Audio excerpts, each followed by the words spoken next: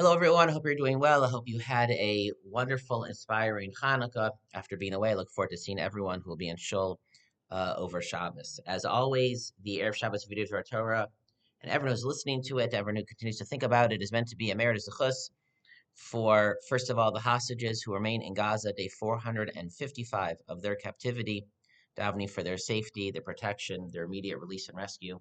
And it should be a merit for the soldiers who are fighting, all of their families, all recovering from injuries, and all of Israel.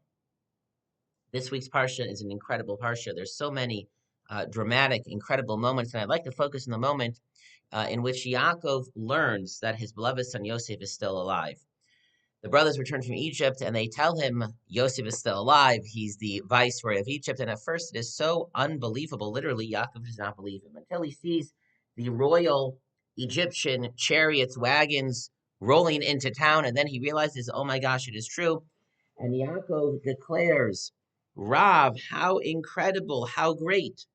Od Yosef Benichai, my son Yosef is still alive.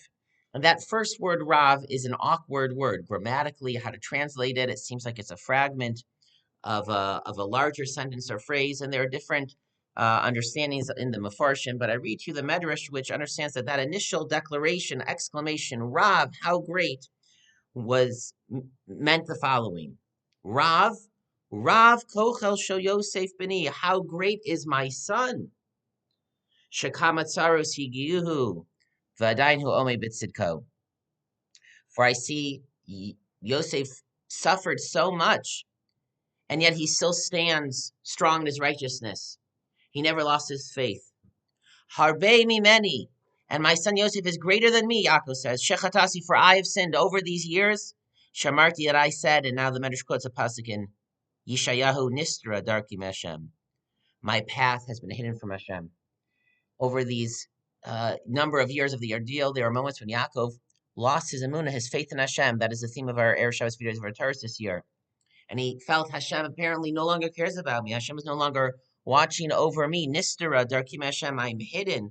I'm concealed from God. He no longer sees me. He no longer watches over me. And I had my doubts, but I see that Yosef, if he is still, Od Yosef Benichai, is still alive, spiritually still alive, for him to still be standing in his faith, I see that he never lost his Emuna. He never doubted. He continued to have trust and faith in Hashem, even when I, Yaakov, doubted it. Now, how do we understand that Yaakov doubted his Emunah in Hashem? Did he think that the entire covenant with Avram and Yitzchak and their descendants had been canceled? Was there no longer going to be a concept of the Jewish people? Was there no longer anything special about their clan, about their family, about the other Shvatim? So I'd like to suggest that Yaakov's doubts were as follows.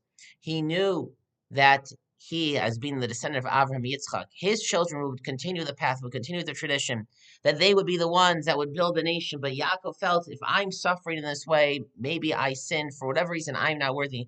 And I personally, Yaakov, am no longer cared for by Hashem. Hashem is no longer looking at me personally. Yaakov was in his own personal feelings, his own personal individual life. He felt that he no longer had divine providence. Hashem was no longer in his life. Even if his children, Hashem is still watching over and would be guiding events so that they would build the Jewish people. But I, Yaakov, Hashem no longer watches over me, no longer cares about me. And if we look up this pasuk in Yeshayahu, perhaps we can find support for this understanding. The pasuk that Chazal are quoting, the Medrash quotes, again, Yeshayahu Perek Mem, it's the beginning of Haftorah of Parshas Lechacha. The Navi rebukes the Jewish people. Lama Somar Yaakov, why does Yaakov say? Usadaber Yisrael, why does Israel speak? Nistara Darkim Hashem, my path has been hidden from Hashem. Ume Elokai Mishpati Avor, and my judgment, my fate has passed before God, meaning he no longer cares about me. First of all, this is clearly the allusion that the Medrash doesn't quote the whole pasuk, but they read as Lama Somar Yaakov. This is referring to Yaakov Avinu when he doubted Hashem's divine providence. When Yosef was missing, everything is in singular. It is Darki, my path, Elokai, my God. But if you read the previous pasuk, it is even more interesting. The previous pasuk, the Navi says, "Look up at the stars. Ureu mi bara ela, who created all these stars? Hamotzi b'misbar tzva'am, who brings them all out by number in their legions. L'chulam b'shem yikra, every star has a name. It's called by God. Meirov onim va'am mitz koach. With abundant power and strength, God is omnipotent, omniscient. Ish lo nedar. Not one is lacking. Not one is ignored by God. Not one is unseen by Hashem. Not one is not counted, is not overseen, is not guided, is not protected. Ish lo nedar. Ish here means one, even the star. But it means a person is not missing. Also, perhaps his illusion. Yaakov thought Yosef is missing.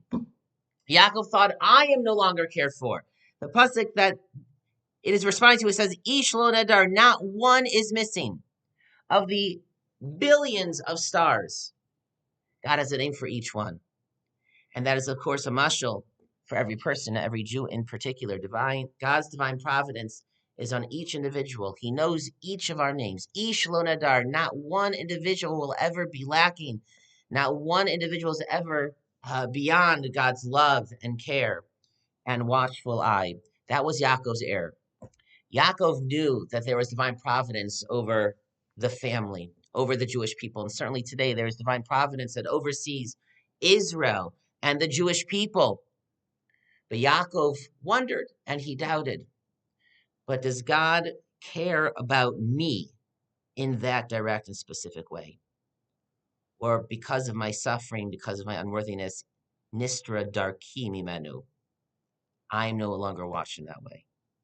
That was Yaakov's mistake. He was wrong. Hashem watches over every individual.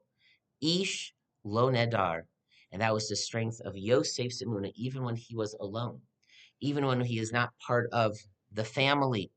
He was not, it seemed like at the time, not part of the destiny of the entire Jewish people, but he was a Jew. And if he was a Jew, he had faith, he had Emuna that Hashem was watching over us. We all are to believe that, yes, in a special way, Hashem watches over the Jewish people, the land of Israel, but also Hashem watches over every individual. We are never to make the mistake that Nisra Darki Me Hashem, that Hashem does not care about us, or is not watching over us, or he's not present in our lives. We should always remember that amongst the millions of Jews and billions of people in the world, Ish lo ne'edar, every individual is called by name by Hashem. He knows each of us by our personal name. He loves us. He watches over us. And that is the Emuna that Yosef taught Yaakov and teaches all of us. We should have a wonderful Shabbos and Shabbat Shalom.